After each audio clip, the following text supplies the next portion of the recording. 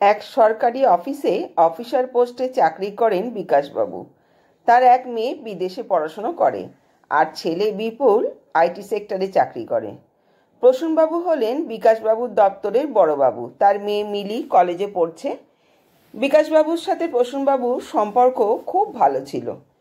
পরস্পরের বাড়িতে যাতায়াত ছিল দুজনের। মিলিকে বিকাশবাবু খুব ছোট থেকেই দেখেছেন। মিলি খুব মিষ্টি স্বভাবের মেয়ে ছিল, তাই সহজেই মিলি বিকাশবাবুর মনে জায়গা করে নিয়েছিল। মিলি বিকাশবাবুকে জেঠু বলে ডাকত। 2-4 দিন বাদে বাদে মিলি বিকাশবাবুর খোঁজ নেওয়ার জন্য ফোন করত। আর বিকাশবাবুও মিলির বাড়িতে আসলে কিছু না কিছু নিয়ে আসতো তার জন্য। মনে মনে বিকাশবাবু মিলিকে পুত্রবধূ করবে বলে ভেবে রেখেছিল। সেই মতো বিকাশবাবু একদিন বিপুলকে বলল, কিরে, এবার বিয়েটা করে ফেল, আর দেরি করে লাভ কি? তোর বোনও বড় হয়ে যাচ্ছে। ভাবছি তোর বিয়ে দিয়ে ঘরে বউ আনবো, তারপর তোর বোনের বিয়ে দেব। বিপুল: আর কয়েক বছর বাদে হলে হতো না? বিকাশবাবু: না, আর দেরি করে লাভ কি? তোর চাকরিরও বেশ কয়েক বছর হয়ে গেল। তুই কি কাউকে পছন্দ করে রেখেছিস? বিপুল: না না, সেরকম কিছু নয়। দেখো যেটা ভালো বোঝো। বিকাশবাবু: আমার অফিসের বড়বাবুর মেয়ে মিলি, প্রসূনের মেয়ে, যার বাড়িতে আমি মাঝে মাঝে যাই। বেশ ভালো মেয়ে, খুব মিষ্টি স্বভাবের। আর প্রসূনবাবুও খুব ভালো মানুষ, অনেক দিন থেকে দেখছি। আচার ব্যবহারও খুব ভালো, খারাপ হবে না। তাই মিলিকেই বউ করে আনবো ভাবছি। বিপুল: যেটা ভালো বোঝো দেখো। অবশেষে বিপুলের সাথে মিলির বিয়ে হয়ে গেল। বিয়ের দিন প্রথম দেখল মিলিকে। বিকাশবাবু ও প্রসূনবাবু পরস্পরের বাড়িতে যাতায়াত করলেও বিপুল কখনো প্রসূনবাবুর বাড়িতে যাননি। মিলিকে দেখে বিপুলের মুখটা মলিন হয়ে গেল। মনের ভিতর স্ত্রীর যে ছবি নিজের অজান্তে এঁকেছিল তার সাথে একদম মিল নেই। মনটা বেশ খারাপ হয়ে গেল। এখন তো কিছু আর করার নেই, তাই বিয়ের কাজ মিটে যেতে যে যার নিজের কাজে ফিরে গেল। এখন বিপুলের আর কাজে মন বসে না, ইচ্ছে করে না অফিসে যেতে, আবার মন চায় না বাড়িতে থাকতে। কিছুই ভালো লাগে না। মিলি কোনো কথা বলতে গেলে বিপুলের অসহ্য লাগে। এক একটা দিন যেন এক এক বছর মনে হচ্ছে। একদিন বিপুল ভাবল এভাবে আর চলতে পারে না। সে বিকাশবাবুকে বলল, বাবা, আমি ডিভোর্স দেব। আমার পক্ষে সম্পর্কটা আর এগিয়ে নিয়ে যাওয়া সম্ভব হচ্ছে না।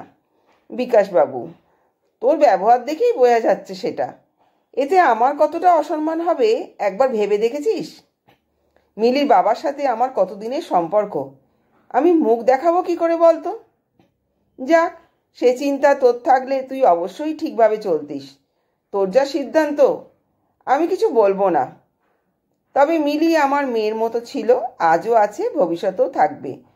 ওকে বৌমা বলে যখন আমি ঘরে এনেছিলাম তখন ওর দায়িত্ব আমি পালন করব। তোর যা ইচ্ছা তুই কর। বিপুল বাবার কথা শুনে অফিস চলে গেল। তবে কথাগুলো বলতে পেরে বেশ হালকা লাগছে তার। এবার অন্য কিছু ভাবার একটা জায়গা হলো। উকিলবাবুর সাথে কথা বলে ডিভোর্সের কাগজপত্র তৈরি করতে বলল। বিকাশবাবু মিলিকে সব কথা বলল। মিলি শুনে বলল, আমি ভাবতেও পারিনি যে আমাকে এই দিন দেখতে হবে। বিকাশবাবু: শোন মা, কষ্ট পাস না। আমি তোর সঙ্গে আছি, তুই নিজের পায়ে দাঁড়ানোর জন্য চেষ্টা কর। আমি সব রকম সহযোগিতা করব। আমায় ক্ষমা করে দে মা। আমি ছেলেকে মানুষ করতে পারিনি, শুধু শিক্ষিত করে তুলেছি। ওর কোনো মান সম্মান বোধ আছে? তোর বাবার কাছে আমি মুখ দেখাবো কি করে বলতো? মিলি: তুমি চিন্তা করো না বাবা, আমি সব বুঝিয়ে বলবো আমার বাবাকে। আমি কিন্তু তোমার সাথে মাঝে মাঝে দেখা করতে আসবো। তুমি আমাকে তোমার ছেলের মতো ফিরিয়ে দেবে না তো? বিকাশবাবু মিলিকে জড়িয়ে ধরলেন। দুজনই খুব কাঁদতে লাগলো। না রে পাগলি, তুই আমার মা তো, মাকে ছেড়ে ছেলে কখনো থাকতে পারে? তুই এতদিনে বুঝলি না? ছেলেটা আমার একদম অমানুষ হয়েছে। মিলি নিজের বাড়ি ফিরে গেল। পড়াশোনা বাদে মিলির মডেলিং করার খুব শখ ছিল, কিন্তু প্রসূনবাবু রাজি ছিলেন না। মেয়ের বিয়ে হয়নি, মডেলিং করছে শুনে যদি কেউ বিয়ে করতে না চায় তাই বারণ করতেন। এখন মিলি যথেষ্ট বড়, তাই প্রসূনবাবু আর আপত্তি করেননি। কয়েক বছর মডেলিংয়ে ট্রেনিং নেওয়ায় মিলিকে চেনা বেশ মুশকিল। বেশ স্মার্ট, সারা শরীর থেকে একটা গ্লো করছে, মেহেন্দি করা চুল, এক অপূর্ব সুন্দরী লাগছে। নিজেকে মডেলিং করার উপযুক্ত করে গড়ে তুলেছে। মিলির পাশের বাড়িতে থাকেন রীতাদির বাড়ি। মিলি, রীতাদি, আজ যাবে মলে? সময় আছে? চলো তাহলে একটু মার্কেটিং করে আসি। রীতাদি, কখন যাবি? মিলি, 5টায় বেরোবো। রীতাদি, ঠিক আছে, তুই রেডি হয়ে চলে আসিস, একসঙ্গে বেরিয়ে যাব এখান থেকে। মিলি, ঠিক আছে। মলে গিয়ে রীতা আর মিলি ঘুরে ঘুরে নানা রকম জিনিস দেখছে। রীতা, দেখ মিলি, এই ব্যাগটা কি সুন্দর। মিলি, হ্যাঁ বেশ সুন্দর। রীতা, দামটা দেখ তো। মিলি, 1999।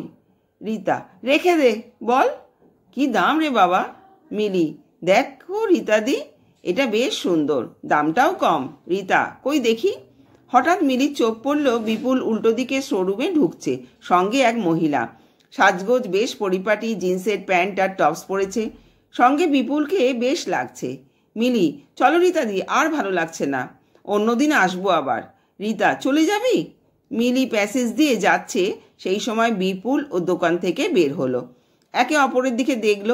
মিলির চিনতে অসুবিধা হয়নি বটে, কিন্তু বিপুল ঠিক বুঝতে পারল না। তবে কোথায় যেন একটা চেনা চেনা মনে হতে লাগলো। বিপুল মিলিকে ফলো করবে বলে বেরিয়ে এলো মল থেকে।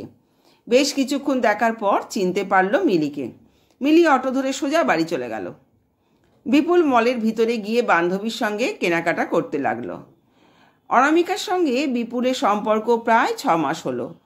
অনামিকা, কি গো, কোথায় দৌড়ে গেলে? বিপুল, আমার এক পরিচিতকে দেখলাম, অনেক দিন বাদে দেখলাম তো, চিনতেই পারিনি, তাই গিয়েছিলাম। অনামিকা, তাহলে শেষ পর্যন্ত চিনতে পারলে? বিপুল, হ্যাঁ পেরেছি। অনামিকা, চলো ফুড কোর্টে যাই, কিছু খেয়ে নিই। বিপুল, চলো। অনামিকা, তাহলে তোমার ডিভোর্স কতদূর এগোলো? এবার আমাদের সেটেলড হতে হবে তো? আর ভালো লাগছে না।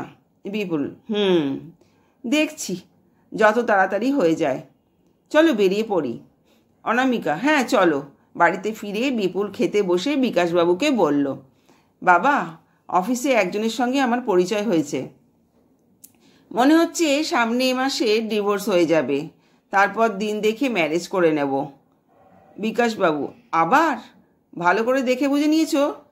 তোমার মন আজ এক জায়গায় তো কাল আর এক জায়গায়। আমি সারা জীবন তোমার মায়ের সঙ্গে কাটিয়ে দিলাম, কিচ্ছু সমস্যা হয়নি তো। আর তুমি ঠিকমতো চিনলেই না মিলিকে, ছেড়ে দিলে। বিপুল, তুমি রেগে যাচ্ছ কেন? শোনো না। বিকাশবাবু, কি আর শুনবো? বিপুল, আজ মলে গিয়েছিলাম, মিলিকে দেখলাম, জানো চিনতেই পারিনি প্রথমে। আমার মনে হয় ওকে ফিরিয়ে দেওয়া ঠিক হয়নি। সামনে ডিসেম্বরে আমাদের সম্পর্ক ঠিক থাকলে 3 বছর পূর্ণ হয়ে যেত। যাক সেসব কথা। বিকাশবাবু, কেন?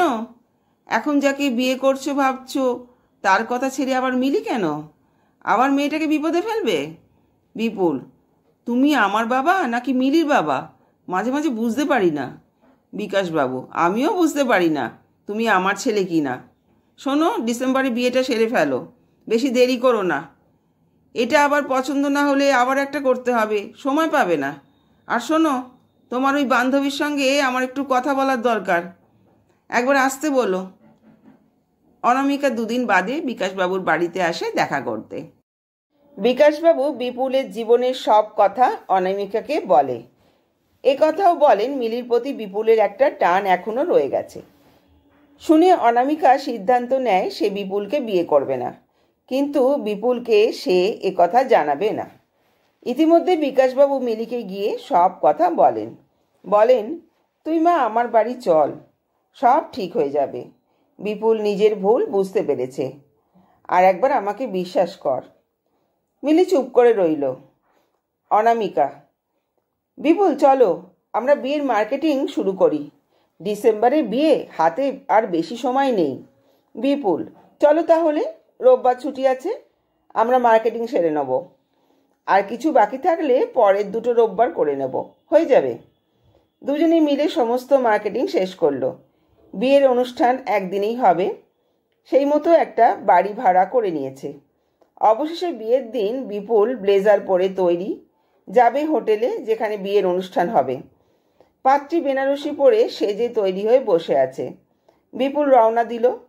বিয়েবাড়িতে একটা ঘর খুব সুন্দর করে সাজানো, খাটের ওপর ফুল দিয়ে লাভ সাইন আঁকা, আর সেখানেই পাত্রী বসে। বিপুল ঘরে ঢুকতে বাকিরা সবাই সরে গেল। বিপুল, কি গো, এমন মুখ ঘুরিয়ে বসে আছো যে মনে হচ্ছে না তোমাতে আমাতে বিয়ের সমস্ত ব্যবস্থা করলাম। এদিকে একবার তাকাও দেখি। মিলি ঘুরে তাকালো বিপুলের দিকে। মিলিকে বউ বেশে দেখে বিপুলের চোখে আনন্দে জল এসে গেল। জড়িয়ে ধরল দুজন দুজনকে। তাই বন্ধুরা, আমরা যেটা পেয়ে যাই সেটা পাওয়ার পরই মূল্যহীন হয়ে যায়। আমাদের উচিত পাওয়া জিনিসটাকে আরও সুন্দর করে নিজের মনের মতো গড়ে নেওয়া। বন্ধুরা, গল্পটা ভালো লাগলে লাইক ও শেয়ার করো, আর এই ধরনের গল্প শুনতে চাইলে চ্যানেলটাকে সাবস্ক্রাইব করো। নমস্কার।